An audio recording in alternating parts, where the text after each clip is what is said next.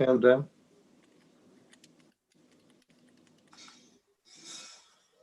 There's a 20-second delay anyway. Is that your sailor's tan, John? It is. Mm. Yes. Do you like it? Very piratey. Thank you. Vast. Actually, it looks a bit red at the moment, I think, doesn't it? Yeah. Be alive, I think. I was going to resist the urge of saying hello, tomato.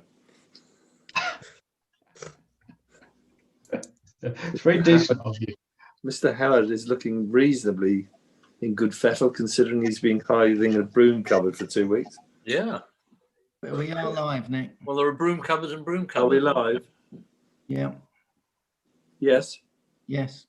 Oh, okay. Well, You're there. good evening, everybody, and welcome to Chearsley Parish Council's meeting being held here today on Monday, the 21st September, around 7:30, remotely via video conference with access granted on YouTube for those people who wanted to dial in and listen.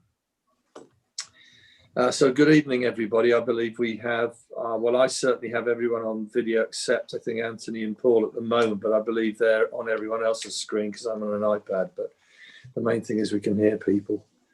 So straight into this, were there any parishioners' questions at all, Helen, that we need to address at this point in time? No, I haven't received any. I don't know whether, Paul, you wanted at this stage then just to mention the one from Fenella. Probably cover that on the update on the village verges and things, which I asked Helen to add in trees and tree matters, which I don't think's officially on the agenda, but Okay. I'd asked to be included somewhere. Okay, thanks. It'll have to Paul. come under any other business because it was requested after the agenda had been issued. Okie, all right. Okay, thank you.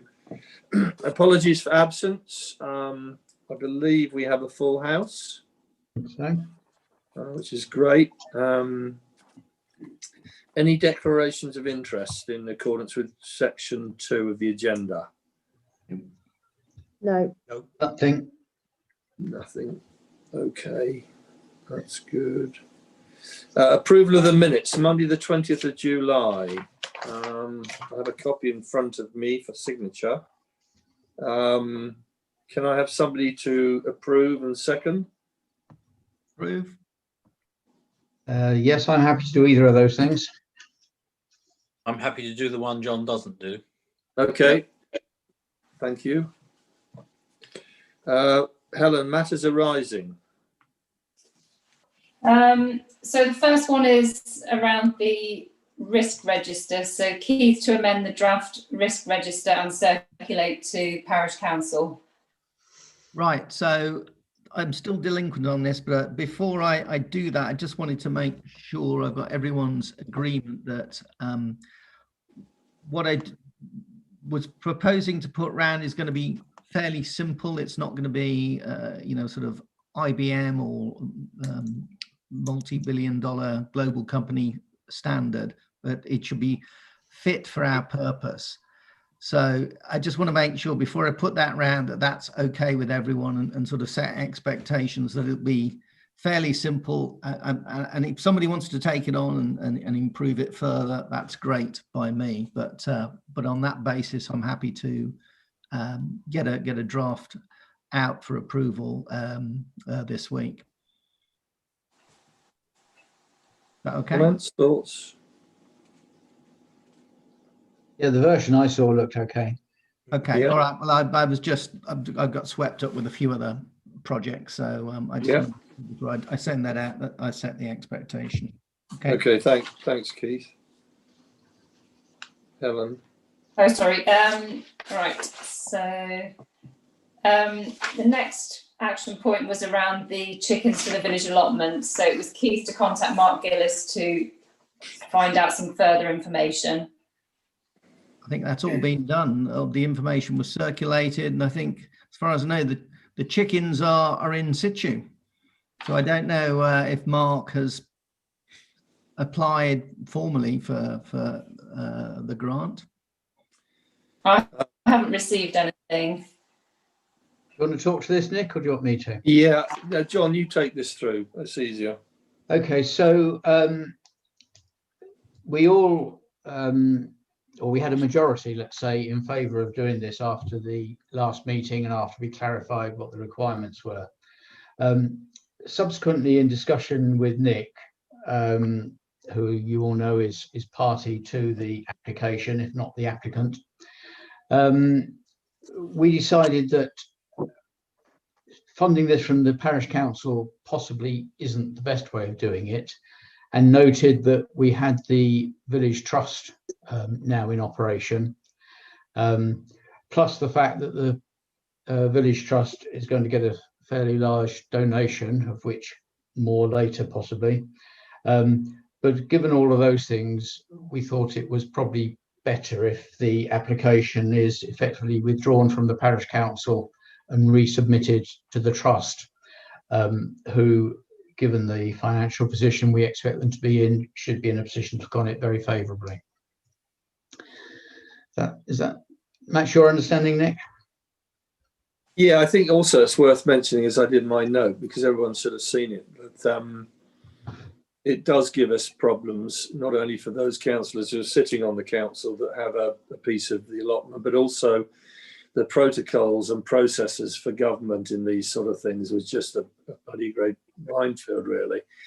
And so after consultation with John Hobbs from AV Housing Trust, he was more than happy, having seen the articles and the charity status and the makeup of the trustees and everything else, for it to go towards the village trust. Now, the only thing that's changed at the moment is that the trust, as I understand it, John, you're a trustee, is still waiting for final approval on the bank accounts. And so to get the money in, which John Hobbs is keen to do now, I think there was a conversation about whether it should come into the, Robert, you were privy possibly to this. Do you want to take over there?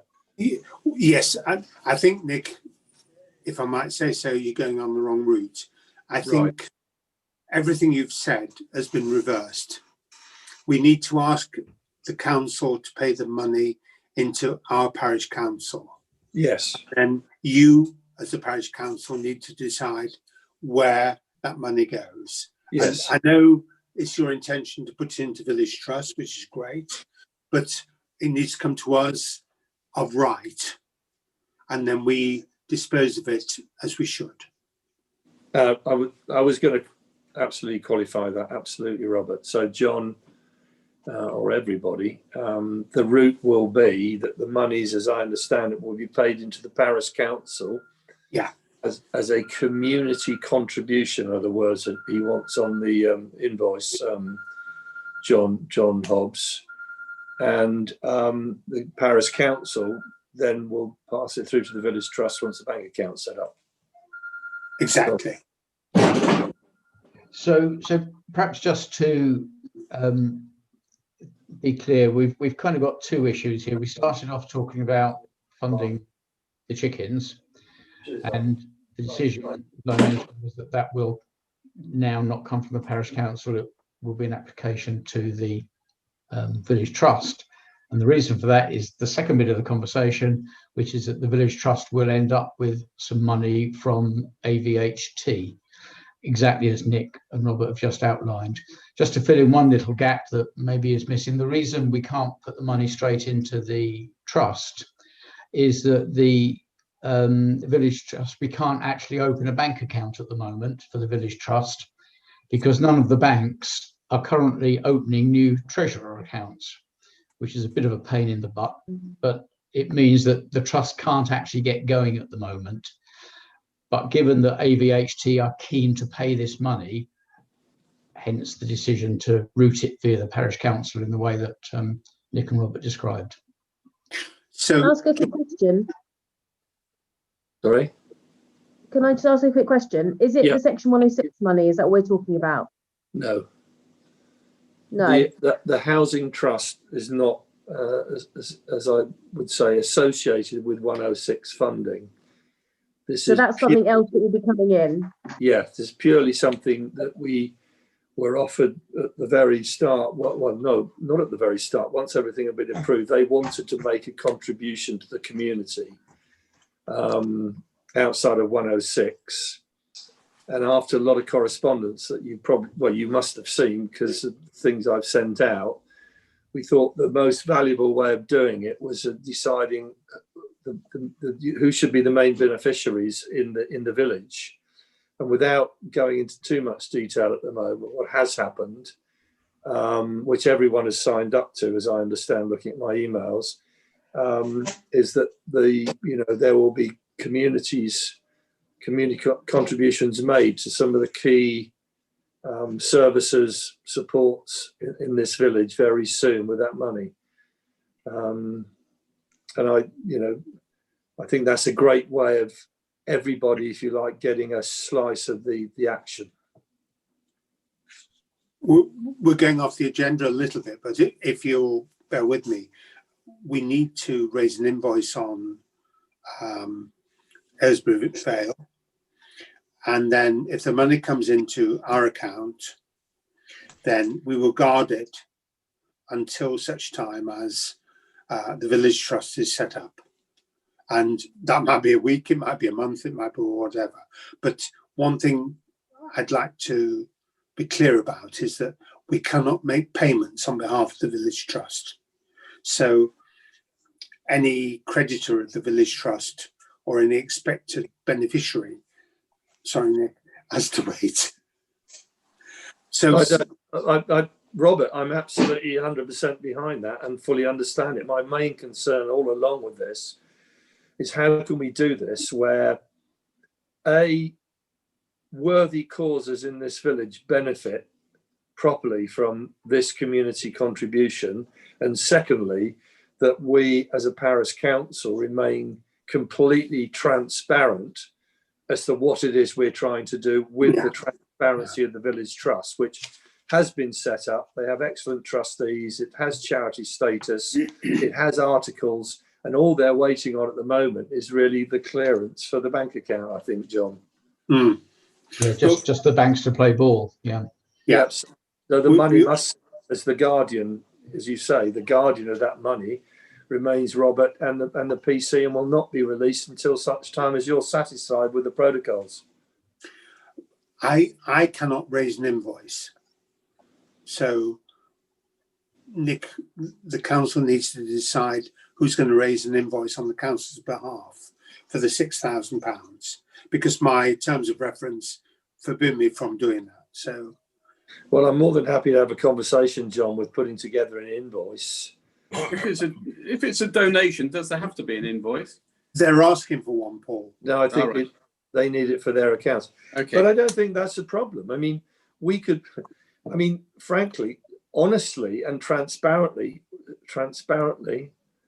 we could raise our own invoice and do it that way, because at the end of the day, that will be logged and minuted, and anybody that wants to come in as an auditor's level will see that everything has been conducted in a very professional, open way. That's fine, Nick. All I'm saying is that I personally, because of the job controls, I'm not the person to do that. I can't do it. No, I understand. You need to. Yeah. Okay. We can do that. Okay. All Yeah, right. we'll sort that out between us, shall we, Nick? Okay. Yep. Okay. And then when the time comes, I'll pay the money over to the village trust on your behalf. Yep. Then they can dispense of it as they wish. Yeah. Yeah. Is everyone comfortable with that now? That sort of final solution? Any issues? Fine. Okay. All right. Well, that was number 6. Right. Helen. Right, back to where we were. Yeah, the next one highlighted in yellow, that's all been done, and so is the next one. Yeah, and then it's just me removing Oxford to Cambridge Expressway's regular agenda item. That's been done, and I think that's everything. That's all the ones highlighted in yellow anyway. Is everybody comfortable that we've covered the points? Yeah, just on the bit that's got the action PAB, I did respond to the applicant on 9 Elmbrook Close, regarding 9 Elmbrook Close. He was no longer interested in purchasing, but Ian Houseman and I took a look at the site and decided that whilst some work would need to be done the next couple of years, it wasn't essential at this stage anyway. So yes, dealt with. Thanks, Paul. Just on your points, Paul, it did see in Parishioners' question time, PAB will arrange for the vegetation to be cleared hopefully next week from the Stockwell. Yeah, that's ongoing, and probably will wait until, well, a little bit longer to do that. It becomes easier to clear it as time goes by. Yeah. Having said that, sorry, we did make a start on it. We spent an hour or so on it, so it was cleared quite a lot, but the residue of the work is still outstanding. Okay, so we can take that forward. So that's great. So matters arising are signed off. Sign a copy and keep a copy here then, Helen, for you. Yeah. Just make sure I've done that. Okay. So planning, what an exciting year you're having, Paul, with planning. Do you want to kick off with this or take it over? I'll pass the first one over to John Lewis, who was dealing with this one. Yeah. Yes, so I think you all were aware that this was effectively a repeat application from the one that was withdrawn earlier in the year. And the main difference was... This is the barn off Winchenden Road, by the way, for the viewers. Oh, yes, thank you, Paul. Yes. The main difference on this one was that they're proposing putting a road all the way down from the barn, which again, for anybody else listening, is right up on the top of Winchenden Road, just around the bend, somewhat outside the village. Running a road from the barn all the way down the field, sort of running parallel with Winchenden Road, and then bringing it out in to Winchenden Road just outside of the village boundary. And the reason for that was that they were going to use that as their main access, because the access straight onto Winchenden Road by the barn had been turned down by traffic people previously. So that was effectively what they did. Our objections still held in terms of all the things that were causing us difficulty. And so we objected just as we did before.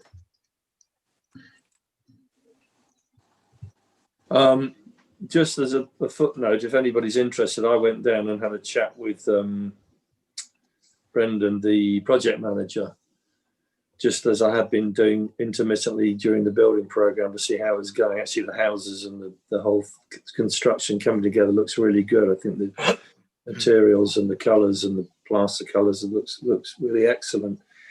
But he did share with me his own frustrations with that piece of exit and entrance, I suppose, because from the road to the gate that enters into the barn area beyond the houses is still land owned by Aylesbury Vale Housing Trust.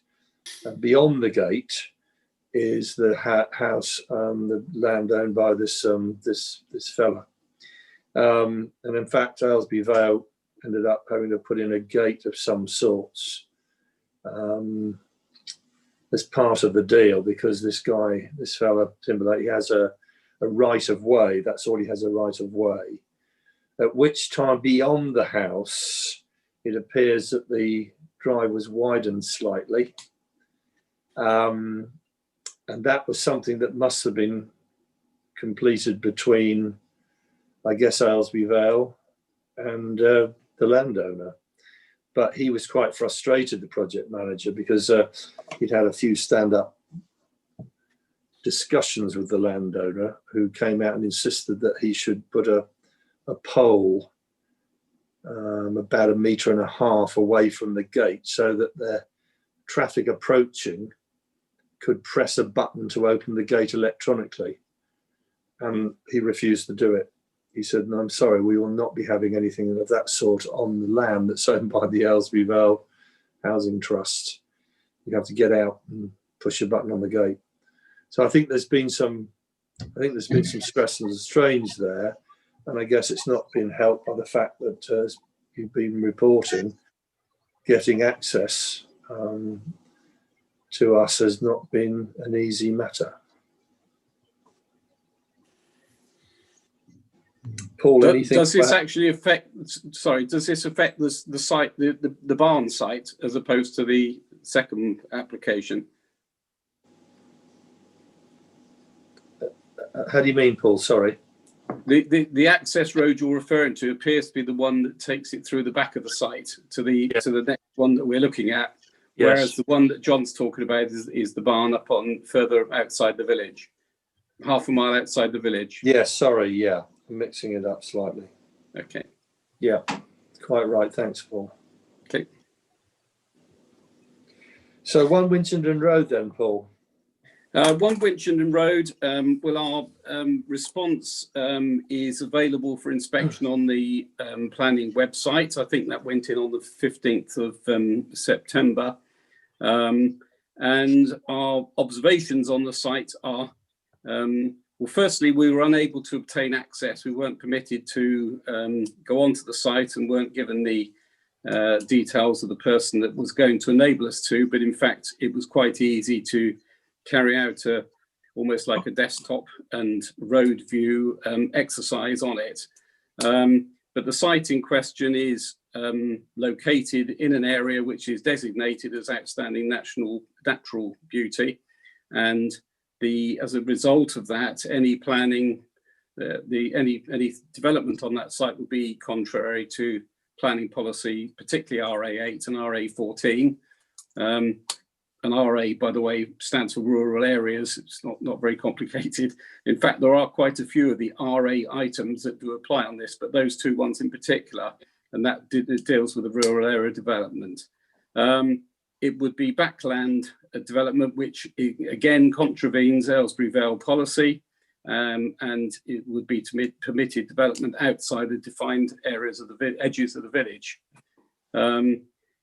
The developments in the village already exceed the 20-year plan, which was drawn up in 2014, and together with the Vale of Aylesbury Housing Trust site, would also create an over-concentration of new development in one area of the village that we were looking to totally avoid. The parish council has adopted a consistent approach to similar applications for backland development, particularly along Chiltern Road, and those have been refused on both application and on appeal. And so for all the above reasons, the parish council have submitted a oppose to the application. Yeah. Do any more comments there? But I think that probably sums up the unanimous view of the parish council. I thought it was an excellent document, Paul. Okay. The next one relates to Larkspur in Shups Lane. This one probably won't appear on the planning website yet because it was only determined this morning and it's being sent through.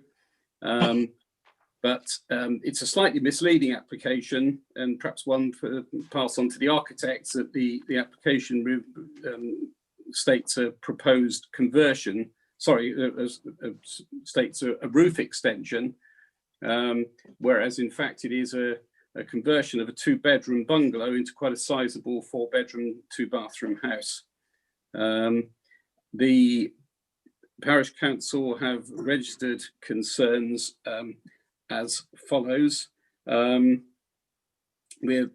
very intent on preserving the sort of the characteristics and the in the conservation area within the parish council, and that is consistent with Aylesbury Vale's conservation policy. The property itself isn't in the conservation area, but is immediately adjacent to it, and a development of this size and scale would have a very negative impact on the view and the outlook of the properties which do sit within the conservation area. The council very concerned at the increase in the ridge height and the surface area of the roof, which would between them would totally overshadow Shups Lane. There was concern over the loss of another one of the limited number of smaller properties within the village, particularly bungalows, and to serve all age groups within the village. It's important there's a mix of those properties, and conversion of another bungalow to a house would actually lose another amenity within the village. The current property on the site has a low profile, but again, converting it into a 2-storey 4-bedroom house with 5 Velux windows overlooking Shups Lane, it would totally dominate the road scene, change the characteristics of that area. The council completely concurs with the views of neighbouring households who have all submitted opposition to the application, and as a result, again, unanimously opposed the application, and that will be lodged in the next day or so. Great. Thanks, Paul. That's another great piece of work. Thank you. Any other comments before we move on? Okay. Helen, correspondence. So we had an email from the Haddenham Safe Walking and Cycling Group regarding a footpath. I don't know whether you want me to just read the email, and then perhaps Anthony might want to say a few words. So it says, it's about footpath signs, CUD 12/1, HDD 7/1. With the assistance of the developers of the former airfield, a permissive path around the airfield has been created to link in with the above footpath from Chearsley to Haddenham. To assist usage, would it be possible to erect signs indicating the route from Chearsley, please? I'm hoping we can get sponsorship for this if your council cannot help financially. If, however, you had funds from S106 or similar, that would be even better. And they just said, if we need any more information, to contact them. So I've kind of forwarded that on to Anthony because footpaths is his area of expertise. Is that the one that's going to be talked about in point 12? Not that I'm aware of, no. I think that's a separate issue. No, this is outside the village. Yeah. Sorry? Yeah, no, item 12 relates to signs at the top of the village, Nick. Oh, right, okay. So shall we ask Anthony, do you have a comment to make on that at the moment? Right, yeah, I did try ringing him this morning, Brian Bowman, is it? But he I didn't get a reply, wasn't in. I walked up there today and had a look. The thing is, they're not our footpaths for a start, but we have a sign just down by River View, which obviously says Chearsley a mile and a half, and possibly a sign on there which could say Haddenham. I don't know how far it would be, we'd have to work that out. Would be about the only place to put a sign, because if you start putting signs in fields to each village, it's going to look a bit strange, I think. So that would be my recommendation. And I don't know, I was going to speak to the council about who would do the signs, whether they would do them, because it looks like a council sign that's up there already. But I'm not quite sure what else he wants us to do, because effectively you go over the river, you turn right and follow the river, and then you go over a little bridge with 2 gates, then you turn left and go all the way up to the airfield. Mm. So that at the moment would be my recommendation, but I need to speak to him, I guess. I'm guessing that the bid he's talking about is a last bid as opposed to the signpost from the village, because you do get, when you get dumped almost on that the 0418 at the end of the footpath, at the one you're referring to. And I suppose if there was something just linking it to something on the other side of the 418, that would make sense, or if I misread what he was asking. I don't know, actually. That's why I need to speak to him. But okay. I think when you get up there, you can see, if you look across the road, if there is a sign already that says permissive park. I think in that case, Anthony, if you wouldn't mind tracking him down at some stage and getting some clarity around it. I mean, I think we're all for trying to protect the footpaths and give guidance to people who want to walk here, there and everywhere. But on those footpaths. But as Paul said, I mean, we know the route quite well from the bottom of Church Lane to the road that you cross to the airfield. So I'm a bit confused myself. Yeah, as I say, I mean, we could put one like we've got the Cuddington one, but to put any more, I think, would be a waste of money. I think as far as funding is concerned, I mean, I'm not sure that's within our remit. Having said that, I do know that Haddenham Parish Council are probably sitting on something like maybe now about £1.5 million worth of 106 monies. Okay. And so I can't believe that they wouldn't be able to stump up a few quid to get some signs to get us around the airfield. Yeah. I think I'm not at it. Maybe get a few quid for us as well coming the other way. Yeah, well, okay. But I'll check it out with him. But to me, we would only ever put one up right near Riverview or something like that. We wouldn't go any further than that. All right. No, I mean, I think that's enforced by the fact that the parish boundary ends at the river, doesn't it? That's So right. the other side of the river is nothing to do with Chearsley Parish Council anyway. No, The other side of the river, the footpath does point to the right, so you get taken up to the 418 through footpath signs that are already there, aren't they? Yeah. Don't you, rather? Yeah. Yeah. Let's see if we can get some clarity on that, Anthony, if you don't mind, and then we can talk about money. But is there any? Would there be any legs in having? You might not agree with me, everybody, but having like a colour code. So you'd have at the bottom of the village, you'd have a small indicator of, say, Netherwinchton would be brown, and Haddenham would be green, and Cuddington would be blue. And then you could have little markers on the fence posts on the way, rather than having arrows all over the place, so people could follow. Because we do get people coming from out of the area to park in the village and go walking and go rambling. I don't know. It's just I don't know whether that's what people want. There's already marking. Hello? It was a nice interlude. There's already a standard marking system, isn't there, with the footpath signs that I guess is. No, I think what Jules is saying, which is interesting, is that the footpath signs are the footpath signs, but we do, there's so many lovely places that you can walk, particularly from the bottom of Church Lane, either left to Cuddington, straight up, so to speak, or to the right for Haddenham. Right for I mean, there may be some merit in that, Anthony. I don't know whether you want to think about that as well when you're having a chat with Bowman, and see whether we could find a nicer, more aesthetically pleasing directional signs that would help people walking.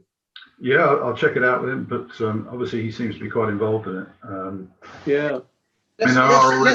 Let's be cautious though, because that's a bigger project than just. I'm not suggesting doing it, John.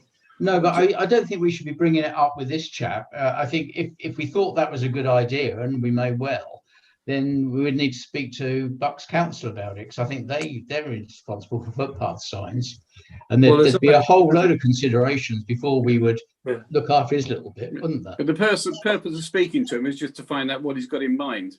Yeah, basically. Yeah. And actually, he's linked into Bucks County Council, I believe.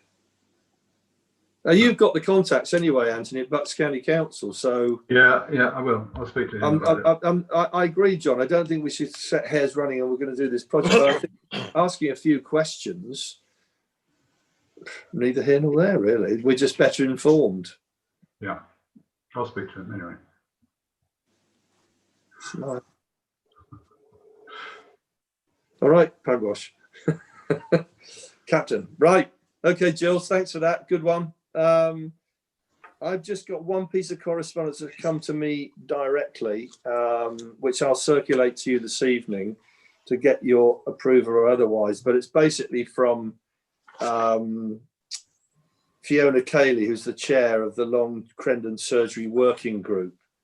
I think I said to you some time ago, they were approaching us. I'm particularly supportive of it as a parishioner, and I think that we should be as a council. But she's basically drafted a letter to go to Dr. Raj Bajwa, who's the clinical chair, and Dr. James Kent, the accountable officer for NHS Buckinghamshire Clinical Commissioning Group, with copies to Greg Smith, Jane McBean, the chair of the Health and Adult Social Care Select Committee, Judy Brandis, obviously from Buckinghamshire Council. This is building up quite a head of steam, and they've put together a letter which they would like us, and other councils are supporting it, to send to Dr. Raj Bajwa and Dr. James Kent. And I'll circulate it to see what you think. As I say, I personally think there's no harm in doing this, and it shows some solidarity amongst the villagers. Robert, sorry. Nick, I didn't know this was coming up, but as you know, I should declare an interest because I'm vice chair of the clinical commissioning group. Yeah, and, no, I was going to mention that. Don't worry, Robert. I was getting to that. I don't know if anybody's got any immediate views, but I was going to pop this through on an email in the next sort of half an hour. So this is opposing the closure of the Trinity clinic in Long Crendon. Unity. It's actually not opposing it as such immediately, Keith. It's actually they're requesting a meeting with the clinical commissioning group to discuss the proposed closure, understand the issues, and work together to seek solutions. Yeah. And as I say, it's got the support of our MP and one or two other people. And so, no, they've been very, I didn't want to get into some combative sort of role, either individually or as a council. But I do feel that there are many people in the village who have benefited from this service in our village. And it would just be interesting to explore what actually has been going on and what solutions may be out there. That's all. Okay. So can I say just a quick word? I mean, I think where the current surgery is really makes it difficult for people visiting the surgery and the local residents. And I heard somewhere on the grapevine that one of the proposals was a new health centre in Crendon, which might be a way forward. There's quite a lot of development going on in Long Crendon village. That might be the way to pursue it. Yeah, that's one of the talking points, Ian. But I think there needs to be. They would like a more frank and formal discussion with the clinical commissioning group, because there is a feeling that this is being bulldozed through rather rapidly. Yeah. People have not had the option of commenting on it. Exactly. Well, to be fair, there's been a link publicised, and I've helped publicise the link for anyone, to state their opinions of this. And Unity Health have sent a text to everyone, stating the same. So, Nick, as a statement of fact, the commissioning group does not have a position. It depends entirely on whether the partners in Unity Health want to push to the left or the right. Yeah. And therefore, whilst I'm not saying a discussion with Raj is a bad thing, it's a good thing, don't get me wrong. But actually it's the partners. If they're not prepared to support a local development in Long Crendon, it won't happen. Yeah, and that's what we're trying to understand, the absolute position of people. Yeah. So I'll circulate that. As I say, in principle, I am personally supportive, and if it doesn't come from the council, I'll be supporting it publicly myself as a parishioner. But I do feel that as a village, whether it would be Cuddington, Ashenden, Winchenden or Crendon, I think it's important that we show some form of solidarity, as long as it's done in a non-combative sort of way and is seeking to understand, as they've said here, the issues and work together to seek what solutions may be possible. Okay. I'd just like to see it, Nick, and then I'll give you your view. It'll be winging its way to you, sir. Contributions from Bucks County councillors. Well, we don't have any at the moment as such, except that we've got Clive Harris, who I've sort of had a number of conversations and meetings with over the weeks, and I think, interestingly enough, I seem to be getting a lot of correspondence now from County Council about various things that they're wanting to do in Long Crendon and other Burnwood places, which is interesting. But nothing that, nothing of any, well, I say of any note, that would be very rude of me. I mean, I know there's one bubbling away. Helen, you may know a bit more about it, but the wanting to put a crossroads, a pedestrian crossroads by the school. But that's bubbling away. But anyway, that's neither here nor there for us. Crossroads or a crossing, Nick? A pedestrian crossing. Yeah. Right, finance, Robert. Thank you, Nick. I've distributed 2 or 3 bits of paper over the last couple of weeks. The first one is my report, where there is nothing in there of any great significance, because really over the last 2 or 3 months nothing has happened. But what I would like to do is get a view from the council on the view of Cayman Co about what we can do about the valuation of assets, because as per normal they're sitting very neatly on the fence, and on one side of the fence we guard everything at the value we bought it for, and therefore nothing changes. On the other side of the fence, we can do what we like. And it's not my responsibility to make that decision. I know what I want to do, but I need you guys, please, to express your opinions. What's your recommendation? My recommendation is we do what we want to do, which is to eliminate those assets where we don't think there's a great value, and we have an asset register that reflects that. But it's not my decision, Keith. So understood, but again, just jumping in, Nick. Sorry, I mean that seems a very pragmatic way that you don't have assets that are not truly you have the sort of representative value, or they're written off. So you're not. What is the significance of the asset register? What's its purpose? Merely to explain to the parishioners that we spent their money in a good way, and this is what we spent it on.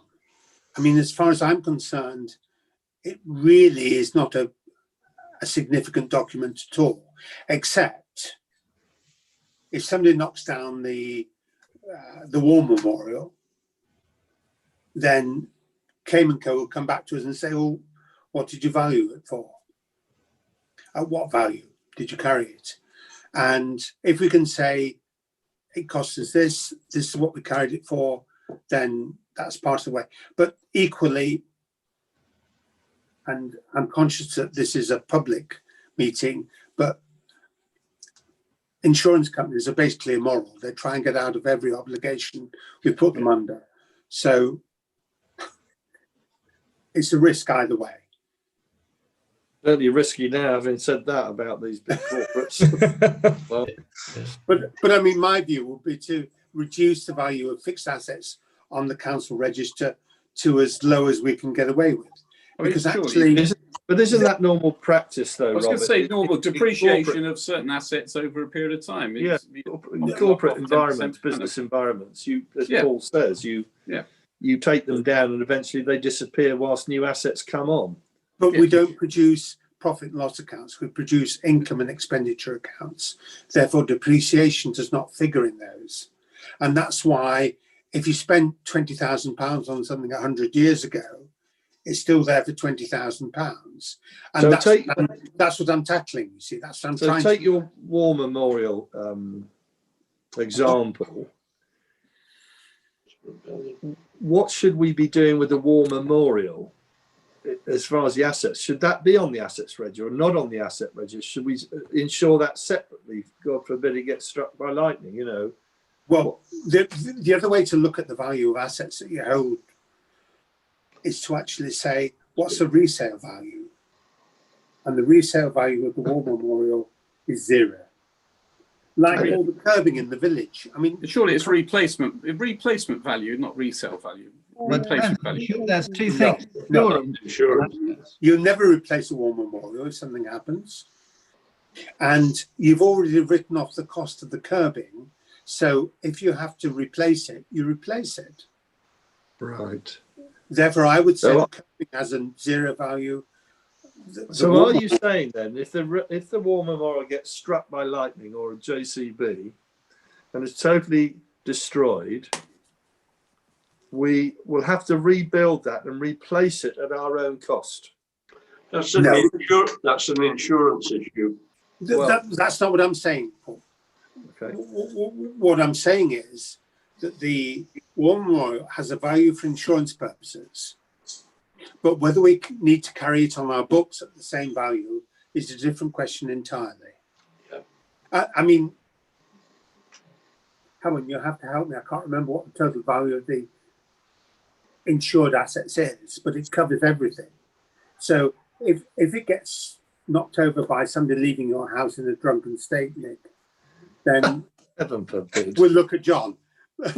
But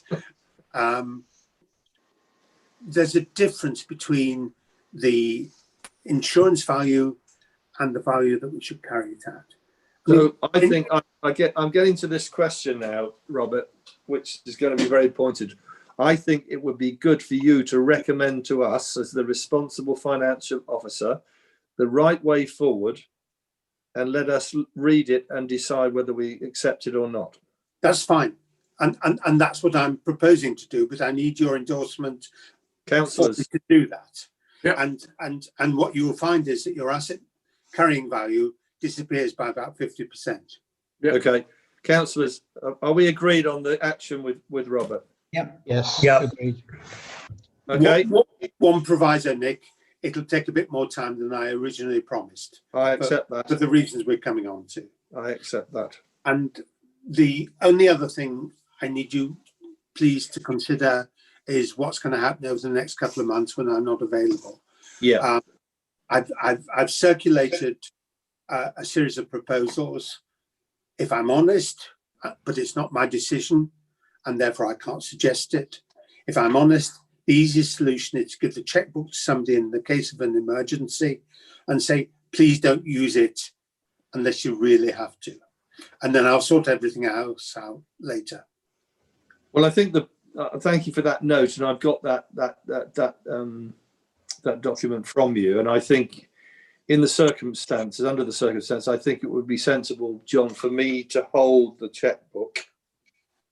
Yeah, I agree entirely, Nick. I think using the checkbook, point one, is a good way around this. It saves us having to change access to the online account, and I think you're probably the best placed person to do that. Yeah, let's buy the chickens on the allotments.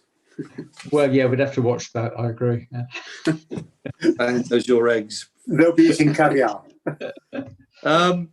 Okay, joking aside, our duty to the public here. I think that that is the sound way forward. And should I need another signature anyway, I've got to get one of my fellow councillors to countersign. You have. The only question I've got for you, Robert, is what about backs? Are backs payments still allowed to be carried on? All the automatic payments, like salaries, Zoom, for example, this meeting, they'll carry on regardless. Is that an automatic transmission? That carries on month to month to month. No, you don't need to do anything. Right, okay. So if there's any odd expenditure, we use the checkbook? Yeah. Okay. And the way things are looking... Everyone happy with that? Yeah. Yes, I'm happy. And I would remind everybody that I've got sort of a monitoring access anyway, so I can keep an eye on the account just to be sure that nothing untoward is happening while Robert's not watching it. This fills me with great disquiet, warmth, John. I'm pleased to hear it. Thank you, Robert. One more point. When does this period start again? Just 1st of October, I think. 1st of October. All right. I don't. It's not appropriate for me, but to say too much. But wishing Robert well. He's got a couple of things he's having looked at and rebuilt. So they say the $1 million finance officer. But just wish him huge amounts of love and best wishes. Thank you for that, Nick. Cool. One more final point. I have today distributed the 6-month summary, which is not quite 6 months for the reasons we've just discussed. But to be honest, there's nothing exciting there to talk about. No. But I hope you've all received it. Yeah. Yep. Yep. Really good. Really good. That's fine.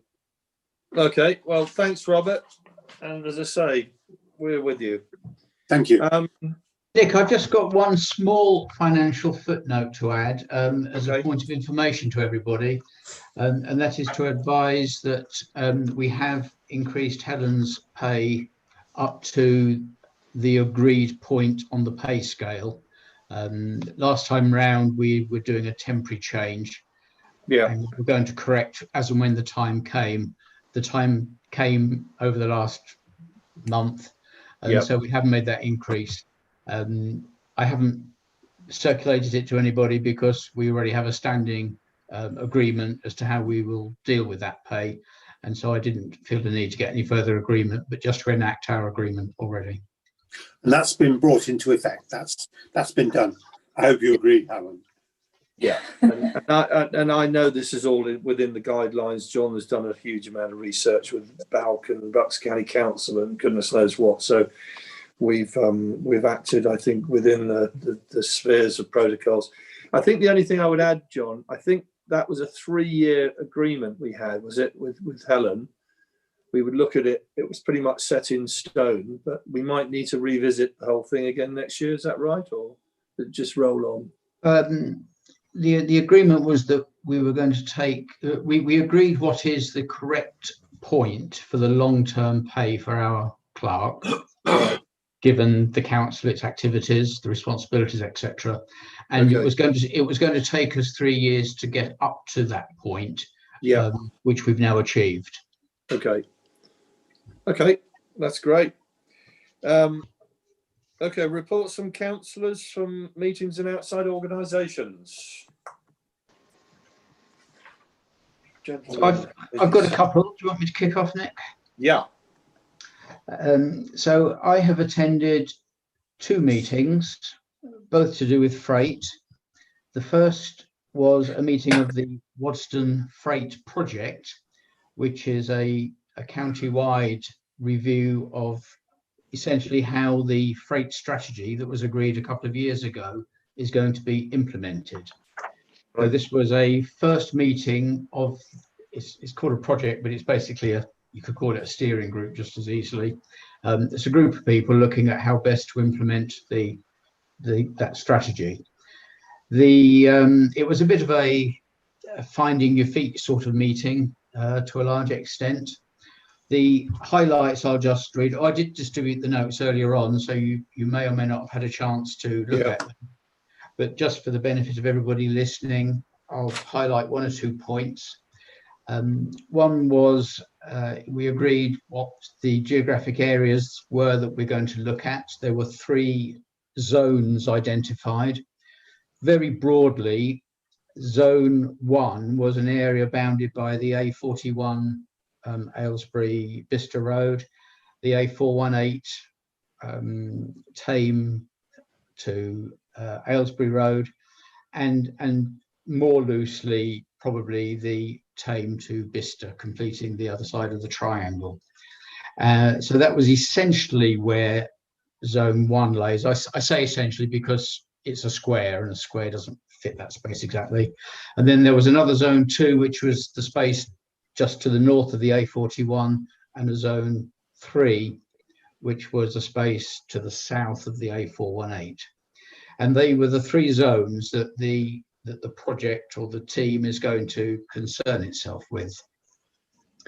We looked at the need to engage not only with parish councils and those with an interest potentially in reducing freight traffic, but also with freight hauliers, because they have a genuine commercial interest, of course, in using the roads, and they're perfectly entitled to do so. So they need to be consulted, and the challenge is going to be getting the right balance between those potentially conflicting interests. One of the ways that we may end up having to, or one of the devices we may end up using to control traffic, are the traffic regulation orders. And I think that everybody is clear that at some point we will want to introduce those within these zones in some way, yet to be determined. One of the difficulties with TROs, it was identified, is that there are lots of them in force at the moment throughout the county, variously of which have expired. And it seems that nobody is completely clear at the moment as to where they are, which ones have expired and which ones haven't, which are still in force.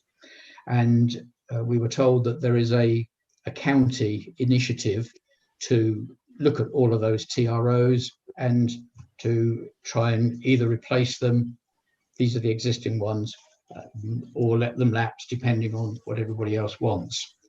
And until that piece of work is done, it was generally agreed that coming up with any additional new ones probably isn't going to work. I don't think that's going to be a big issue, because it's going to take some time to get to the stage of wanting these things anyway, by which time hopefully the county work will have been sorted out.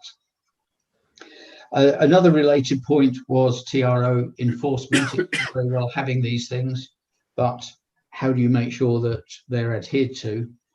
And it was noted that police enforcement of them is very difficult, it's time consuming, and the resources are not always available to do that.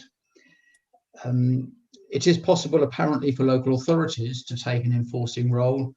For some reason, Bucks Council, or its predecessor councils, has chosen not to take that enforcing role. And I think that it's necessary to find out exactly why, what is the background to that, and potentially to change things. But again, that's something for the future. And the last point I noticed on there, the chairman, Graham Hillary, was keen to have somebody to act as a community lead. And it wasn't at all clear what he meant by this community lead. I think it was basically somebody just to help him communicate with the parishes. So, of course, everybody sat on their hands. He was about to say, all right, well, I'll manage. And I softened and said, all right, well, I'll give you a hand. It did strike me there might be value in this. I agree. Well, and we're meeting him tomorrow, aren't we, John? We are, yes, on another matter. Okay. So that was the Waddesdon Freight project. I should have said that it all took place on the 10th of August. We did say we would have another meeting fairly soon, but Graham hasn't yet got round to organising that. So I hope that will not happen in the too distant future. Great stuff, John. So that's that one. Any questions on that before I move on? No. The second one was, to a large extent, it covers the same ground. This is the freight strategy group set up under the Waddesdon Community Board. And this had its first meeting a couple of weeks ago under the chairmanship of Mark Bale. The facilitator there is Elaine Hassel, thank you. Apologies, Elaine, if you're listening. It covers much the same ground. It's slightly different in that it represents the interests of the parish councils and the public as well. It doesn't necessarily have to take account of the views of the hauliers. So it's probably a slightly more biased in one direction sort of group. But it will provide, I believe, an input to the first of the groups, which will be useful. Some Again, I've circulated the notes. You'll have maybe seen them. These were the notes that Elaine prepared. I didn't see a need to change any of them. They seem to cover the ground quite nicely. Yeah, great. Yeah, that's good. The points I've highlighted were the general concern at HGV traffic using unsuitable rural roads. Again, there was the reference to the zones and an agreement that we would work with the same zones as the other group was working with for clarity. There was a question about how any changes that might happen are communicated to businesses in the area, and people noted that sat navs, for instance, need to be changed. That was rather getting into the detail. I think there's a lot of in principle work to be done before we get to that level of detail. And I think the answer to the question, how do we communicate, will probably be again via the Graham Hillary group. And the question of enforcement also came up. So again, it was really a kick-off type meeting, trying to understand what we're going to do. But it seems to me that these two groups are going to end up covering very similar ground as time goes by. The membership is similar to both. The terms of reference are very similar as well. But it doesn't hurt to have two bites at the cherry, I don't think, in this work. I agree. And we've got a community board meeting on Thursday, I think. There's a community board meeting. Yes, on Thursday. It's the second meeting. The first one was back on the 22nd of July. Yep. And I've had an invitation to that. I think probably because I was at the subgroup meeting, and I think you're going along as well, Nick. Yeah, I've been invited. Yeah. I had an invite too. Did you? Okay, brilliant. Great. Incidentally, we should be aware, I don't know if you've read the TORs of the community boards, but there's they say that there's just one parish council member per parish council. It doesn't hurt that there'll be three of us there, but if it comes to any indicative vote, which is one of the mechanisms they've got, then we'll only have one vote, not three of us, unfortunately. Well, I agree, John. And I did speak very briefly to it. I think they might change that. I think it might go. Well, I think they should do. Yeah. Yeah. But that's good. I mean, that's great. The three of us at 7 o'clock. It's on MS Teams virtual. So, but there's some good stuff going on. If we can get through all the clutter and the politics of it, there's some good stuff floating around that we should be aware of. And I'm particularly interested in talking about signs and everything else. There's a lot of funds available at the moment around the county, which we might want to get stuck into. Okay. Any other contributions on attending meetings? Keith?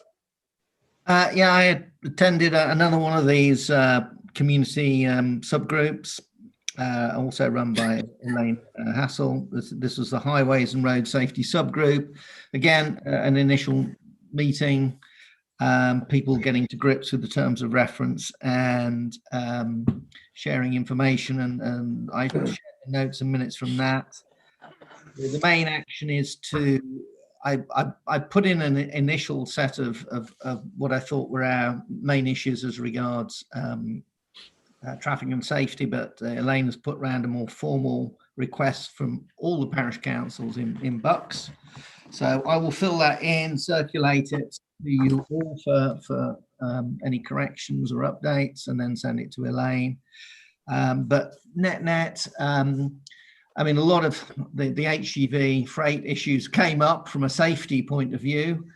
In particular, the Quainton representative was very vociferous about what is going on with HS2, commandeering roads, closing roads. He was complaining about flooding issues as well. So Quainton seemed to have more than their fair share of issues. But trying to keep it on track with the safety. Speeding was really the main thing that came up from a safety perspective.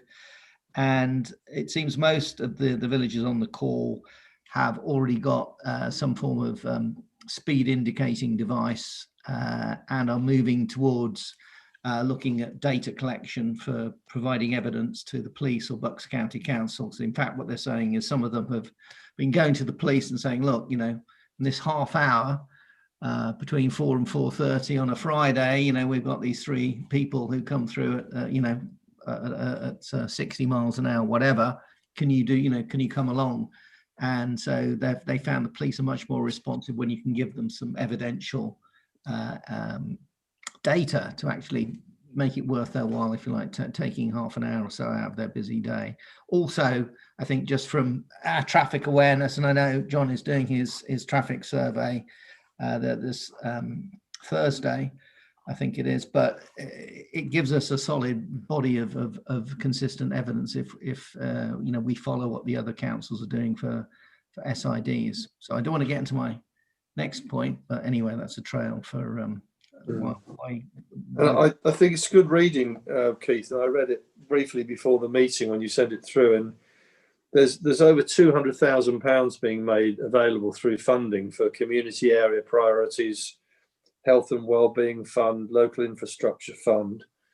And it struck me that, you know, we've already got two places. We've got Marsh Gibbon have already applied for some money, and Hadnam a big chunk of money for waiting restrictions.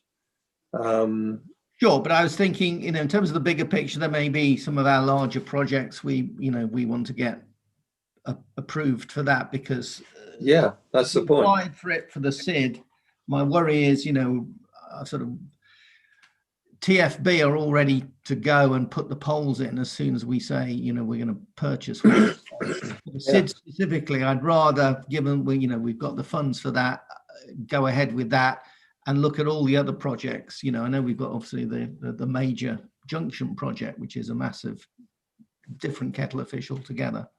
But no, anyway, I mean, sorry, go on, Keith. Yeah, just to wrap up this point, this also asks for comments and experience of temporary traffic regulation orders as well. So I think there's a lot of overlap in these subgroups, but you'll see that when I'll circulate this round anyway, just in case you haven't seen it. Because again, you know, I think there's going to be a lot of comments about HGVs and TRROs, as well as the speeding control issue. Yeah, the one that interests me is the local infrastructure fund, where they're looking at about £80,000 to support community infrastructure needs, such as to support the upgrade of existing and or physical and or social amenities. So, yeah. But again, that's the whole of bucks, isn't it, or something? Yeah, absolutely. But I've already dug out the application form for that, Nick. See what it looks like. I mean, I'm assuming lots of, you know, the church, the cricket club, the shop. Oh, absolutely. I think you name it. If we, and it is for bucks, but if we get in there quickly, absolutely, Nick. I think, you know, that wider issue. Yes. Village Hall. Yeah. Okay. Thanks, Keith. Thank you. Subcommittee decisions for ratification. I don't think there are. Sorry, Nick. Can I just on sticking with the reports from councillors attending meetings? I did send a note to everybody. I ended, if that's the right word, the TFB virtual stakeholder movement, and I think it just I don't think there was anything particularly earth-shattering that came out of it, but it just reinforced my view that we've just got to keep absolutely totally engaged and you know, pressing all the right points, putting our interests forward, and I think on reflection we're doing a lot of it already, but it's going to be it's more important. I mean, Bucks County, even under the new structure, are, you know, they're playing catch up, and you know, if we don't shout loud and shout cleverly, I think more the rapier rather than the scattergun, you know, we'll you know, not be doing ourselves any favors. So anyway, I sent some notes on that, and I just wanted to mention there were two particular points that came out of that. One is, I don't know whether we've got any further with, I know everybody's very concerned about the Aylesbury Road and the fact that it's drainage issues as well as road surface and so on and so forth. And I mean, you know, the Bucks drainage faculty has, you know, budgetary issues as big as the highways. You know, it's so I don't know whether we should perhaps think, I know it is something you've been looking at, Nick, but, you know, is there any more, you know, we can help you with in trying to get to the bottom of it, and how, you know, because there will be a range of interests that will achieve a solution, you know, can we do that in a better way? But anyway, that was one thing. And also drainage within the village. I mean, we're supposed to get our drains done every 3 years, according to what I was told earlier this week. I'm not sure that we have been. It'd be interesting to, you know, are we on a piece of paper anywhere? Maybe that's an issue for Colin Wolford. I don't know whether does he cover drainage? But yeah, he would be a point of contact with. I mean, we did them a year or so ago with a private firm, and actually, but I don't think they've been done for about 10 years before that, have they? No. I mean, they're saying to the world that they're being, you know, they do them every 3 years, and I think it's just putting them on the spot and saying, you know, where's your plan? You know, where does Chearsley figure in your plan? Yeah. Anyway, those are two little specific things, and obviously, John, you've been heavily engaged. We've got Graham Hillary coming tomorrow. He requested the meeting after our report about the damage to the horse chestnut, but maybe the three of us could have just a chinwag an email chinwag tomorrow, just for our little checklist of issues that we want to raise with him when he comes to see us tomorrow afternoon. Are we meeting at yours, John? Yes. Why don't we get there half an hour early and sit in the garden or something? Yeah, or unless John. Yeah, I'd be more than happy to come up half an hour early. Just fine. Well, I'll set at 2 o'clock then. Okay. And Keith mentioned our traffic survey. I was going to mention that under matters arising. Shall I cover it now? Or why not? Okay. Well, we're all systems go for Thursday. I think I've just, firstly to say that I think the community did a great job with our first survey in July, but it's terribly important. Keith's mentioned it as well. We've got to have robust documented evidence. And I think it was very important that we followed our July work up quite quickly. I'm a little bit concerned about the weather, but it's not, you know, I would very much like to go ahead because I think it is important. I think if BBC's to be believed, there will be occasional light rain possibly in the area. It's obviously not going to be the glorious sunshine of our recent Indian summer, but I would, you know, if the weather's a bit iffy, well, if we can get the work done, I think it's terribly important to do it if we can. But I mean, if you know, if things do turn out bad, then we will have to postpone. But I can assure you it's a major task getting 40 volunteers organised to do the work. And if we possibly can, without inflicting too much hardship on people, then I'd like to go ahead on Thursday. But we're just about there. I've got 1 or 2 slots to fill, but I think now with those who've promised me and with a little bit of juggling on the day, we should do it. So we're a hardy lot, John. Well, I know, exactly. Yeah. Stiff upper lip. It did actually rain a bit for those who did the last shift in the July one. We had glorious weather until the last shift. So yeah, that was me. But it's not going to be as warm. But anyway, put your suitable clothing and bring an umbrella. And well, it may not, you know, for still 2 or 3 days. Okay. So I will be sending out the final rota tomorrow. And if there's anybody listening and why haven't they heard from me? Well, they will hear from me tomorrow with the rota. There's one little extra thing we've added in. We chats with 1 or 2 of our parishioners that it would be quite interesting to know that the traffic that does actually remain in the village, rather than use Chearsley as a rat run, which entrance do they use? Do they go past the village shop?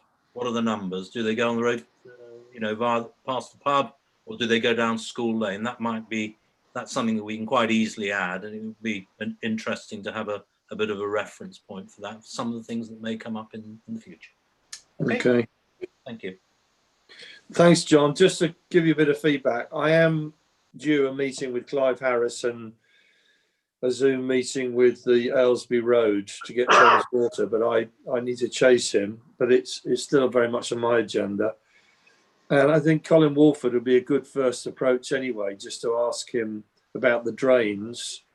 So would you like me to do that, or what? Would you like me to do that, or yeah? Would you mind dropping him a quick note?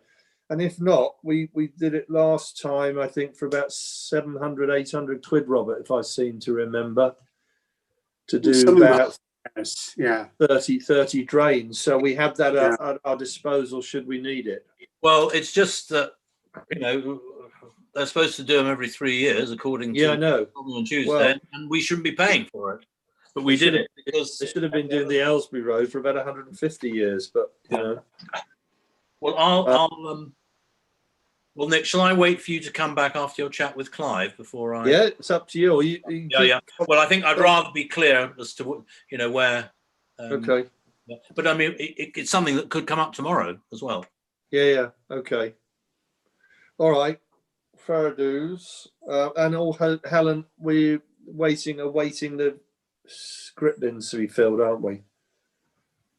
Yeah, I mean, if it's normally each year they just come around about November time and they just automatically get filled up. So I think I've chased them before, but they kind of say don't chase us, it just gets done. So obviously, if we're kind of getting towards December and they've not been done, then yes, we'll chase them. But I should imagine they'll be done in the next couple of months. Well, let's keep an eye on it because there's another one for Colin Walford. He's the technical officer. He needs to get his finger out really and support that. Could I just add one final thing, Nick? Yeah. It occurred to me. I mean, some of us have more involvement with TFB than others.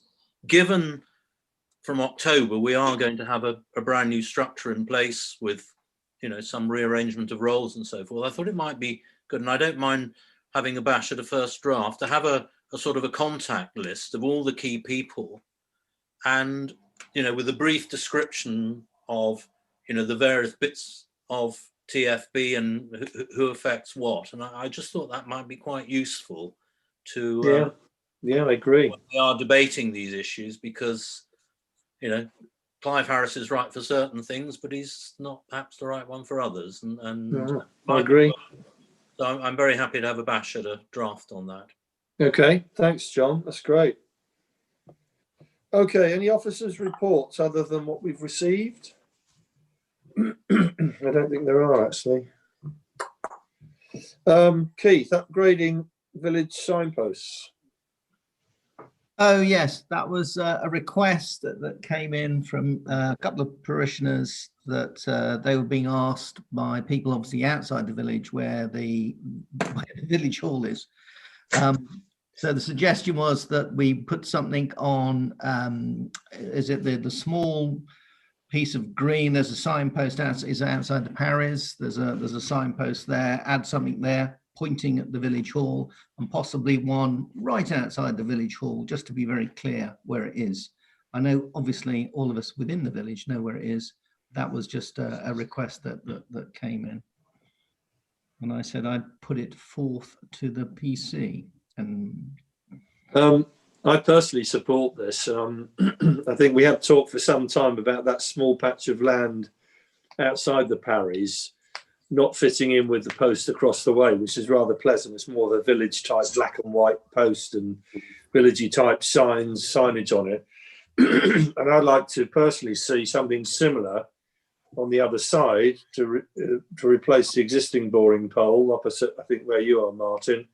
And actually, apart from the two piddly signs that it seems to hold, have some very good little village signs made up saying village hall, village pub, village shop, village church, or whatever, to give people, whether they're local or not, a bit more of a feel of what a lovely village it is. Yep. Supported. Yeah. I did. We have discussed this in the past, Nick, and I know I did raise it with, you know, it was one of when we changed and removed a lot of the rather tasteless signs that were in the village as part of the campaign to, you know, get a more traditional feel. The only thing we and I mean, it does need some homework doing on it, and forgive me, I've not done any more. Keith's done some already. Oh, have you, Keith? Oh, great. The only thing, well, could briefly highlight, Keith, that there are rules for whether it's car signage or pedestrian signage. So that may have some bearing on the solution we go for. But I didn't manage, I asked questions and didn't get answers. I think we need to just go ahead with something really sensible. Are a lot less onerous than those, obviously, for cars. Yeah. So you should be aware of that, Keith. Yeah, the only homework I did simply was pass on a link from somebody, you know, with some nice wooden, you know, a whole range of wooden signs. I would not claim to have done any research as deeply as you have, John, in terms of what you can and can't. No, well, I started and didn't finish, so to speak, because I asked the question, and if it is near the road, it's got to be, the rules for what is clearly pedestrian signage away from the road are very much less. But if you are near to the road, so it will need, you know, we could get a designer to create something very beautiful for us, but it may get, you know, we would have to have it, if it is near the road, then, you know, there may be some issues there. Understand the rules, yeah. Sorted. Well, we need to follow it up because, as I say, the existing pole is nothing. You know, it doesn't do us any favours particularly. It looks ugly. It doesn't correspond or blend in with anything else that we've been trying to do with nice signage and the look of the village. So one way or another, I think we need to replace it. And at the same time, we need to give more directional opportunities for people to read where the shop, the church, the village hall is. And I don't think that's an overkill. Whether it's close to the, I'll leave that to, you know, whoever, you know, we get our measuring tapes out and see how close it needs to be or how far away it needs to be. But I'm sure if there's been a sign there before with some sort of signage on it, that must be a precedent that we can work with. What's the sign outside the parish at the moment? What does it point to? It's a couple of cyclist type. It's route. It's routes. I think it's a walking route and a cycling route. There's a circular.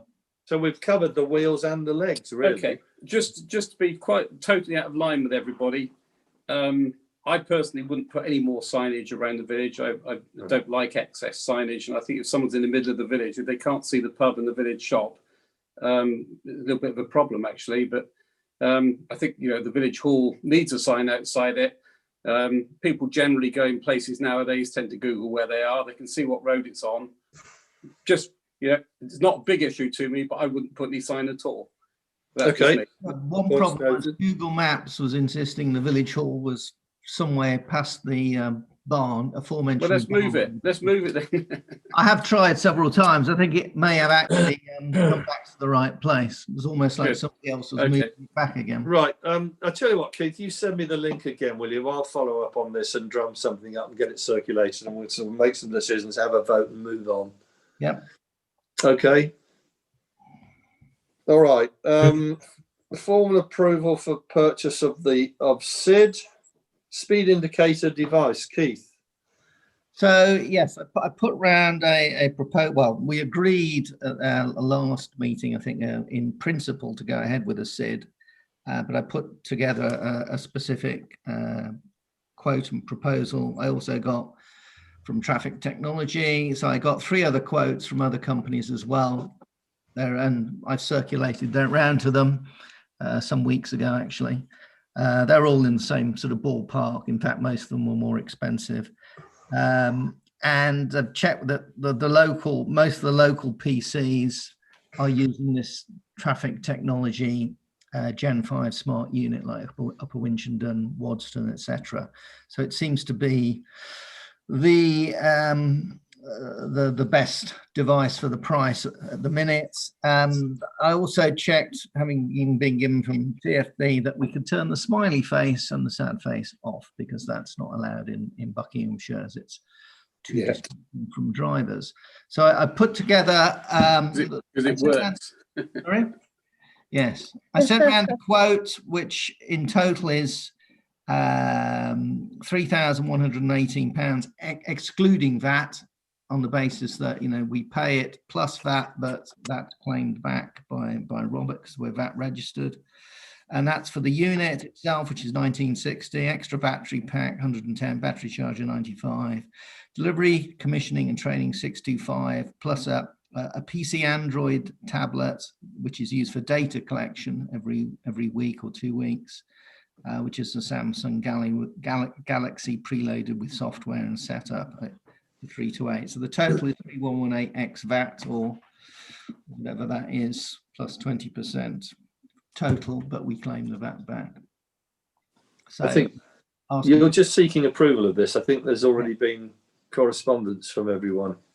Yeah, and just to back up, just a bit more information, you know, TFB has said once we purchase this, they'll put up 4 poles for free in the approved locations. John and I accompanied Colin Woolford, is that his Woolford? Yeah. Technical. Yeah. So very nice chap. And he said, you know, he'll put these poles in place and then we can move this device around.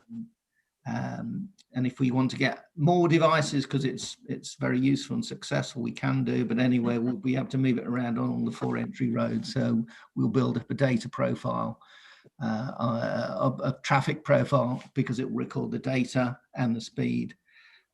Won't record any car number plates for anything like that, but it will recall the time and the speed, and obviously indicate to the drivers what speed they're doing. So asking for approval for that, please. Yep. Approved. Supported. Yep. Good work. Well done. All investigations. Excellent. That's it. Well, Thanks, Keith. Well done. Formal. Just so I have to get this. Just trying to think how we pay for it now. Is that paid by the checkbook? It depends how quickly you can act. Okay. That's a challenge, Keith. I think he's not talking as a thespian here, Keith. Good. I'm not very good at acting. Do you want to let Robert know? Point taken. I'll try and jump on it. Because I mean, seriously, if you can do it in the next couple of weeks and get the bill in, I can deal with it. Great. Okay, that's fantastic. if not, post-dated check. Or a rubber one. Both. Okay. I'm seeking formal approval. I've had responses from people supporting, but I'm seeking formal approval to produce a high-vis autumn-winter jacket for the councillors, etc., with the logo on that you see behind me, Keith, and 1 or 2 other people, so that when we're out and about as councillors, A, it looks a lot more professional, and B, gives us some protection during the cold winter winds. Will they be here by Thursday? Pardon? Will they be here by Thursday? No. Need more than that on Thursday, Julia. They're about 40 quid all up, VAT, embroidery, the lot. They're very good. They're recommended by most councils in the land. So we're looking, you know, it's not a lot of money, but I just think it will give us a bit of a smartening approach. How many are you proposing buying? What? How many are you proposing to buy? I'm proposing to buy 7 for councillors and 3 for support officers. So 400 quid then. Yeah. Gets my vote. Yeah, I think the winter months coming from a safety point of view, with no footpaths as well along many of our roads. Absolutely. Yeah.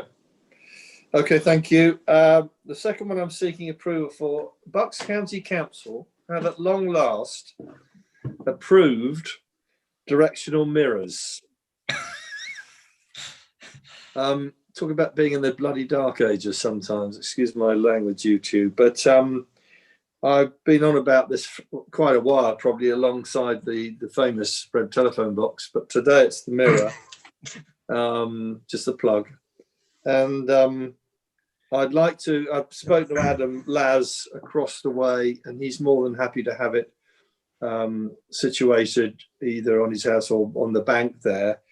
so that it gives particularly more visibility to traffic leaving the shop, if you like, turning left along Crendon.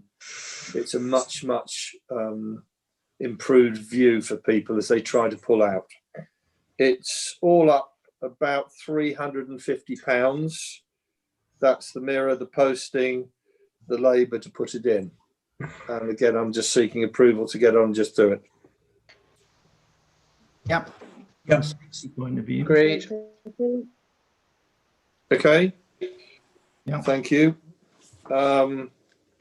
Mike, you head the village a different way now in response to that earlier point. I never like driving up there and turning left. It's awful. It really is awful. Right, okay. I'm assuming there's no more parishioners' question times unless somebody phoned in or emailed in or whatever. No, nothing more. Penella's been covered by you, Paul, is it? Sure, yeah. So, items for information. Paul, do you want to go first? Yeah, I'll kick off, actually. I'm sorry, it's been a long meeting. This is probably going to take another 5 or 10 minutes, but I would like to run through everything. Sort of basically trees and verges. And just in case I forget, Helen, could you just put this automatically on the agenda for following meetings? Because I think there's always tree matters that do arise. So do you just want to have tree and verge matters as a standard agenda yes, item? Please, yeah. If our chairman's happy with that, as he's gone, I know he can't answer, that's good. Timed that very well. Right, okay. I'll try and rattle through. Sorry, just a minute. Try and rattle through these points. The tree team, or tree and verge team, there's myself, Ian Houseman and Rosedale, and thanks to both those two for a lot of input. We've had quite a few meetings during the course of the month, socially distanced of course, but taking advantage of some of Elaine's cake and stuff, which has obviously gone down very well. I'm just going to run through 2 or 3 items, then pass you over to Ian to run through the rest. Firstly, just the outstanding works. We did approve expenditure at the last meeting. I did say that I would try and get an alternative quote, and that was at my behest rather than someone asking if we could. I was able to get very slightly better, but I couldn't get one that included PI cover, which obviously we do need. As part of the work is in the conservation area, we have to give the 6 weeks notice. That was submitted as soon as I gave the go ahead for the work. And that did include the removal of the dead walnut tree in Farmyard Path, which all parties confirmed won't come back to life again, which is very sad. So that work is due to be carried out once the 6 week period has expired, and it could be timetabled, but I will guess fairly shortly. So that's item 1. As you know, as I mentioned at the last meeting, the 3 of us have got our little subcommittee, and this is an overall strategy basically for trees and verges. The intention is ultimately, when we've really got our act together as to where everything's going, particularly with local parishioners' involvement, which has already been drawn in, we will post something on the notice board.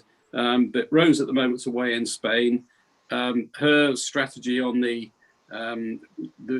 rear, if you like, of the verges with the wildflowers and things is quite key to our programme. So I'm going to wait until she's back, but we'll put something together as a little bit of a discussion document, but it will be sort of quite interactive because parishioners can have input on their own part of the village.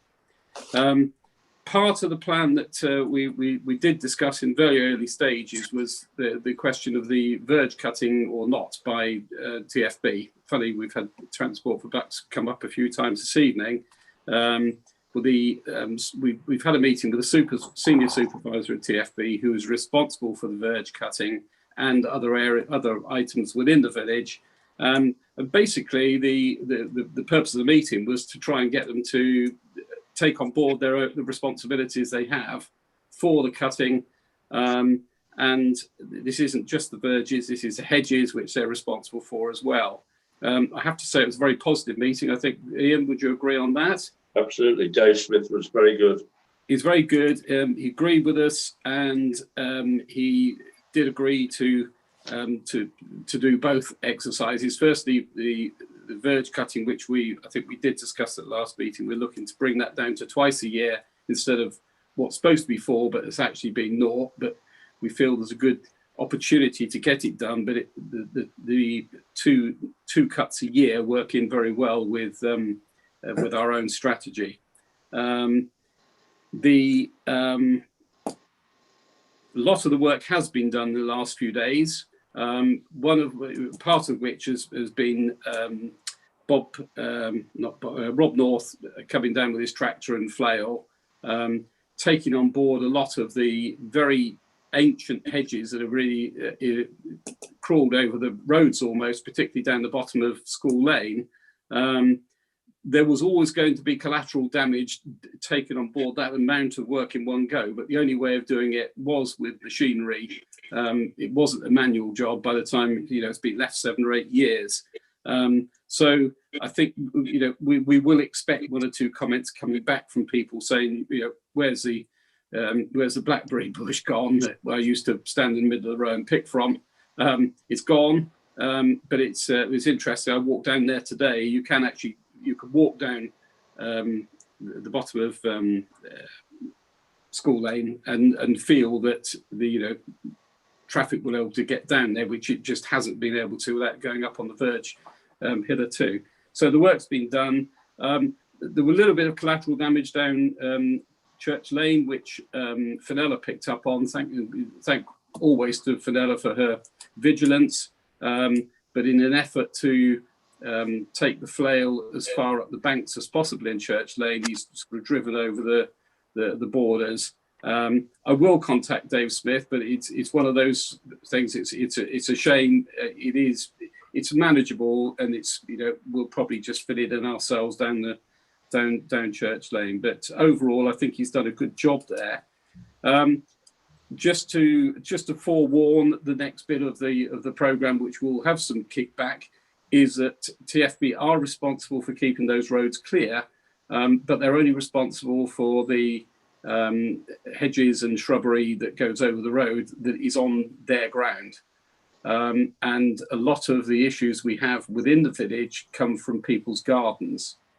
The process they go through, which obviously they haven't done over the years, but they are supposed to do, is to drop a note through people's doors saying, please note that your shrubbery is going over the road and needs to be cut back.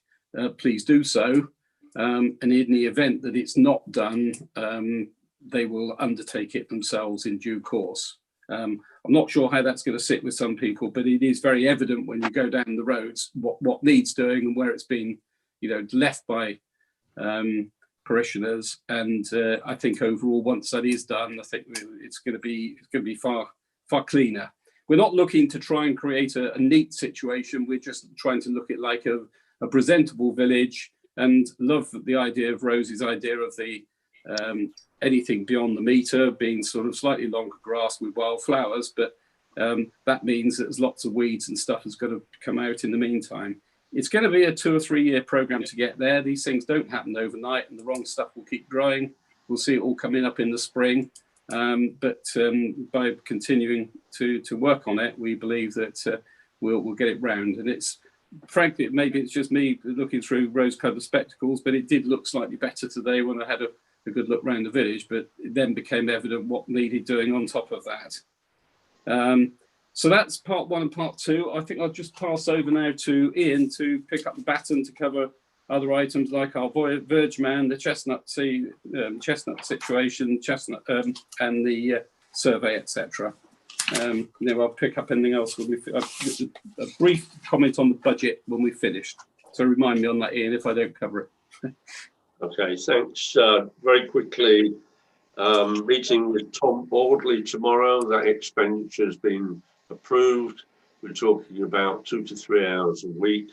And we'll be looking at some work in the bottom of Church Lane tomorrow and Sept Lane and other areas, and we'll agree a kind of work schedule over the next few weeks. And the initial approval was for 8 weeks, We'll see how the progress goes. It might take less than that.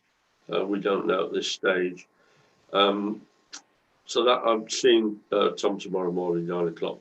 The tree and bird survey, I've started on that. I've undertaken a survey of School Lane and Lower Green Lane, loaded all the data up into a spreadsheet, and I should do the other lanes. So we will have a kind of tree count and also a commentary on the state of the verges and perhaps a point along Rosie's guidelines about how we might manage them in the future. That's ongoing. There will be a report when I've finished it all. You'll be able to have a look at all of the data and I'll summarise it for general use. But I think the point Paul made about keeping parishioners informed, letting them know what the council is doing, what we're trying to achieve is vitally important. Chestnut tree, the trapping season is finished. We trapped over 1,000 male moths, and I will complete this year's roundup survey to find out the state of the trees over the next couple of weeks. If we carry on with the trimming of the verges, Rose suggested that the cuttings should be removed, and we could perhaps put them up at the allotment in a composter there. There is a composting site. I just paid my rent for next year, Jamie and I. Whether we need to construct something up there or not, I don't know. It needs thinking about. I also had a look at the flail work which has been undertaken, and it's tidied things up considerably, and we won't get vehicles going up verges quite so much, particularly down Lower Green Lane, which was getting quite overgrown. And I hope I will complete the tree and verge survey by the end of this month or early in October. I think that's about it. Thank you. You got to remind Paul about the budget, Ian. Yeah. Yeah. Budget. Yeah, no, just a point on this. So I'm just going to flag up at this stage. I think what's become very evident over the last probably couple of months while Ian and I have been looking at this is that, you know, there's a lot of outstanding tree work, basically because, you know, if you cast a net back of a few years, not much was done. Purely, you know, when something fell down, it got dealt with. But a bit like, you know, a lot of Chearsley is an ageing population. Unfortunately, the trees follow suit, really.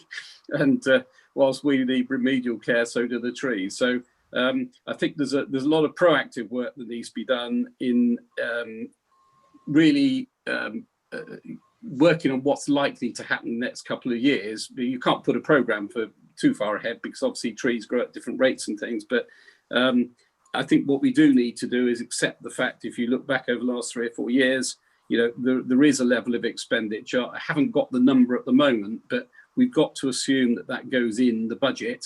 As you will know, I don't like budgeting expenditure that's unlikely to be spent during the course of the year, but equally, I think it's foolish to not put something in when it's going to happen, even though you can't earmark it and say this is relating to this tree.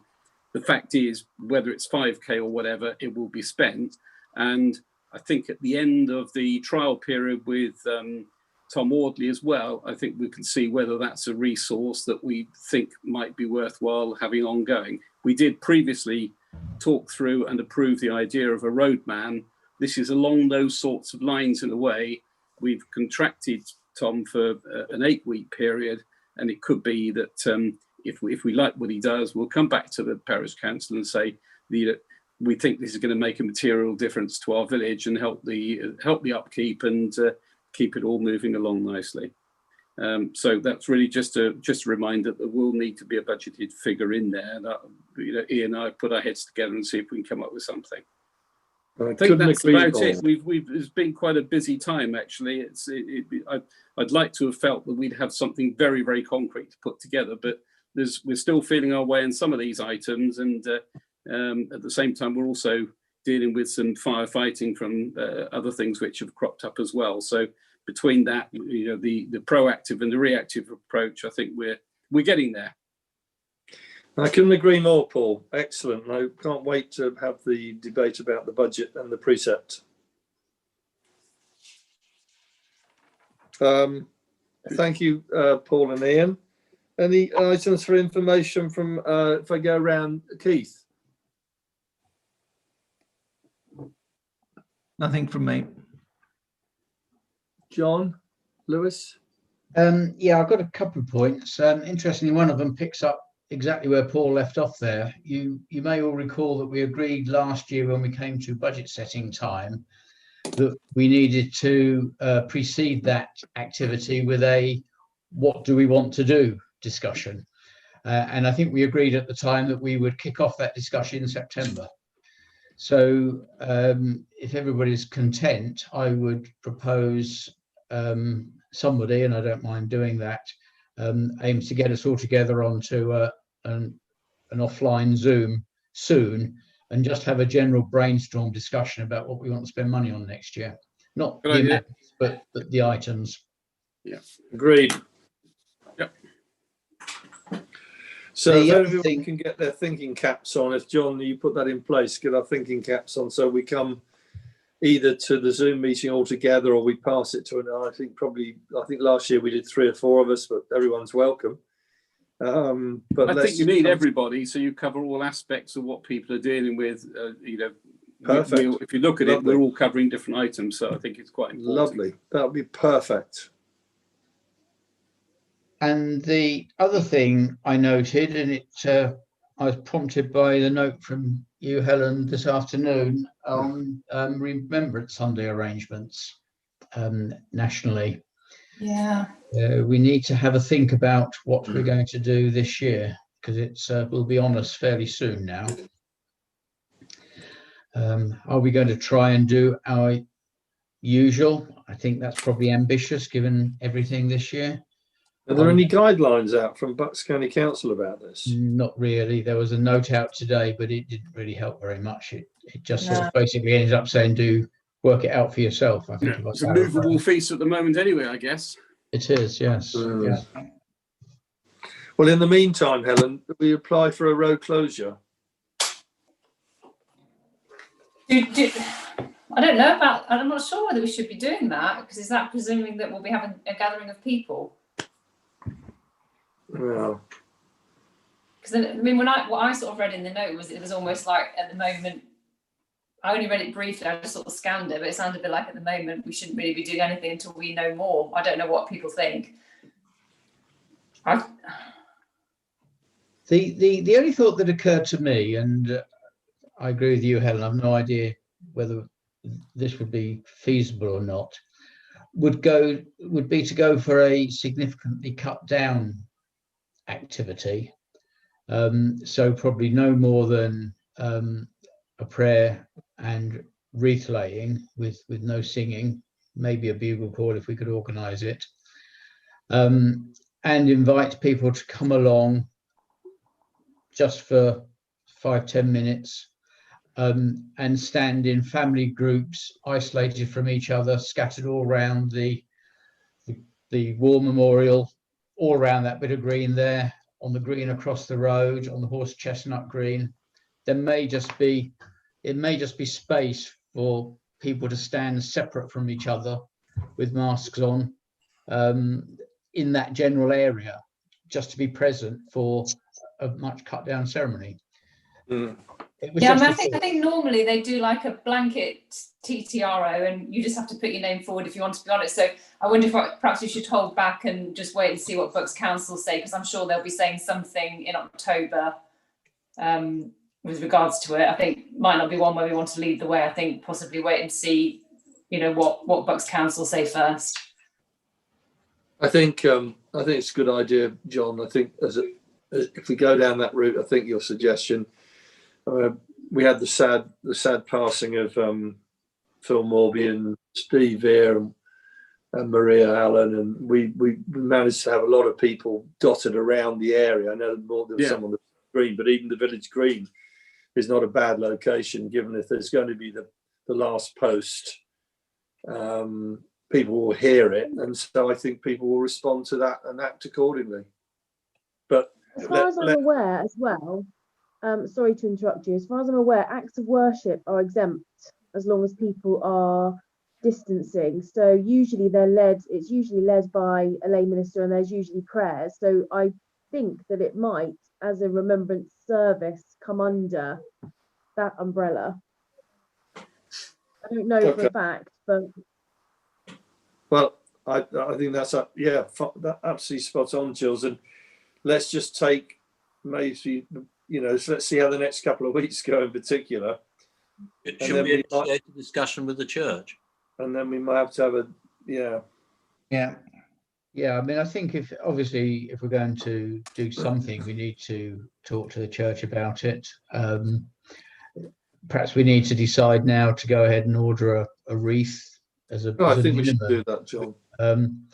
And we may need to get together sort of offline on a Zoom just to discuss exactly how we are going to organise it, as you say, Helen, a bit closer to the event when we know. We've got another meeting before then, haven't we? So the next meeting, I think it's the 19th of October.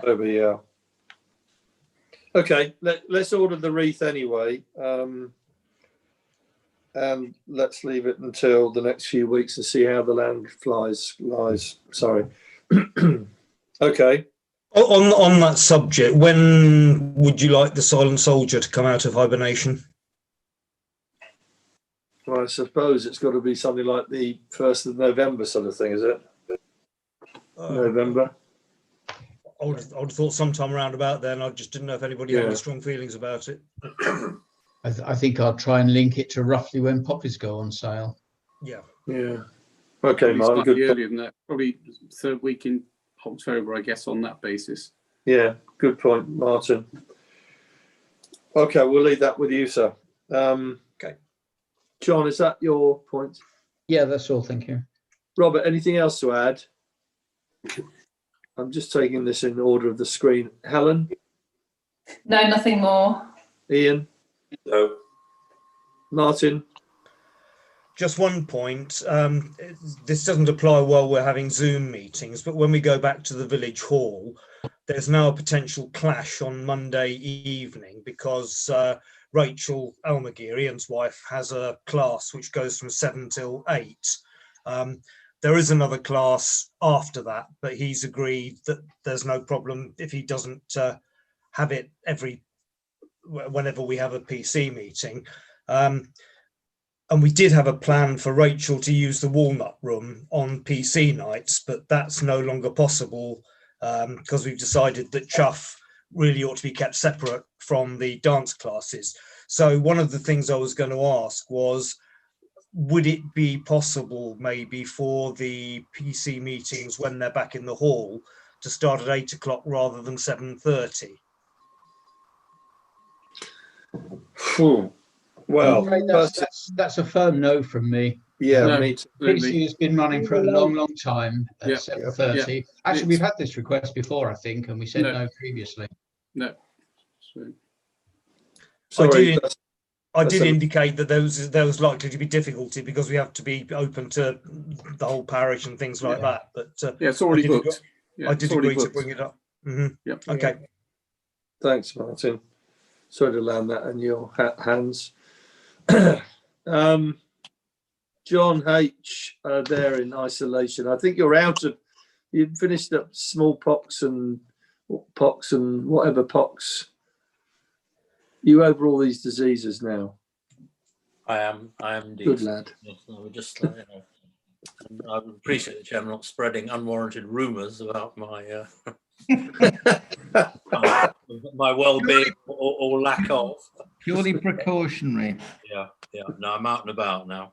Good lad. Yeah. Good to see you. Good to see you. Regard that as good news, but anyway. Should liven up Friday nights again. I have nothing more to say, and certainly nothing whatsoever about my degree of poxiness. My poxiness. Good to have you back in the village and outside, John. I'll see you tomorrow at 2. Jules. No, I haven't got anything. No. Okay, 2 points I just want to raise for next, not for now. It's been a good meeting, enjoyed it. 2 things we need to consider going forward for the agenda, Helen, is one is CCTV in the village. And the second one is the neighbourhood plan. And just briefly on that second point, John and I have had a few conversations, and we've had conversations with Ken True from Cuddington, who brought together the neighbourhood plan for Cuddington, which I think is almost in publication, if not now, but very soon, because we wanted to understand, with everything going on with planning, whether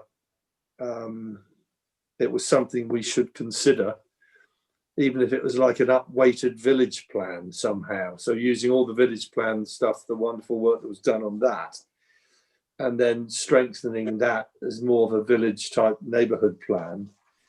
I don't think a decision in our minds has been made, and we now to really table this with the full council to see what the view is. But it is interesting in Ken True's comments to John and I about the merits or otherwise of having a neighbourhood plan. And I think John, you know, he sent me that email earlier. I think you're quite right. One of the comments that Ken made was, it does sort of feel like you're a sitting duck if you haven't got one, exclamation marks. And the Valp extract, which was at smaller villages, particular emphasis given to the role of local communities in identifying how to best meet their own development needs through neighbourhood plans. So it's sort of reared its head again, and I think it's worth us as a council just having a sort of a small debate around people's feelings and whether that merits us getting more of an action plan together going forwards. So that's for another day. So do you want those 2 items on the October agenda then, the CCTV and the neighbourhood plan? And that being the last item, I believe, the next meeting is on the 19th of October at 7:30, no doubt, courtesy of Zoom. I wish everyone a very lovely evening, quiet evening, and see some of you tomorrow. Okay. So all the public watching us, the hundreds and hundreds of thousands of people that have tuned into YouTube, I see the numbers are going up by the second on my screen. Thank you for joining us, and we hope we've enlightened and educated in the best possible way our parishioners and those further afield. So thank you very much. Can I just give my apologies for the next meeting, please? I won't be there, just in case I forget. And me, of course. Thanks all. Okay.